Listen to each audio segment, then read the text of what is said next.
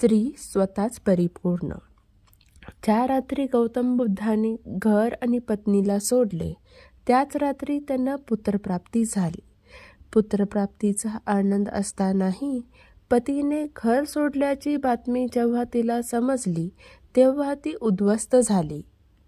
पण तिने कुणाकडेही तक्रार केली नाही आणि जग ज्यांच्याकडे अभिमानाने पाहिल अशा पद्धतीने मुलाला वाढवण्याचे तिने ठरविले. सोडून गेलेल्या पतीला विसरून तिने नवे आयुष्य सुरू करावे असे तिला सर्वांनी सुचविले. दुसरे लग्न करायची गळ घातली. तिने त्यास नकार दिला आणि एक सुंदर सकाळ ते परत आले आणि तिच्यासमोर उभे राहिले. तिने शांतपणे त्यांना विचारले, आता तुम्हाला लोक बुद्ध म्हणून ओळखतात ना? त्यांनीही तितकाच शांतपणे उत्तर दिले, होय, मी देखील तेच ऐकले आहे. तिने पुढे विचारले, त्याचा अर्थ काय? जगण्याचा अर्थ कळला आहे अशी व्यक्ती, ते म्हणाले. ती किंचितशी हसली आणि मग शांत बसली.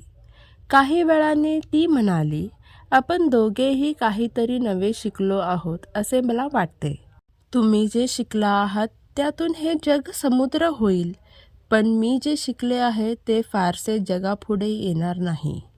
बुद्धाने तिला विचारले, तू काय धडा शिकलीस? तिचे डोळे चमकले. डोळ्याच्या कडा पाणावल्या होत्या. तो धडा म्हणजे धैर्य. स्त्रीला उभी राहण्यासाठी कोणाचीही गरज लागत नाही. तिचे स्वतःचे व्यक्तिमत्व हे परिपूर्ण असते.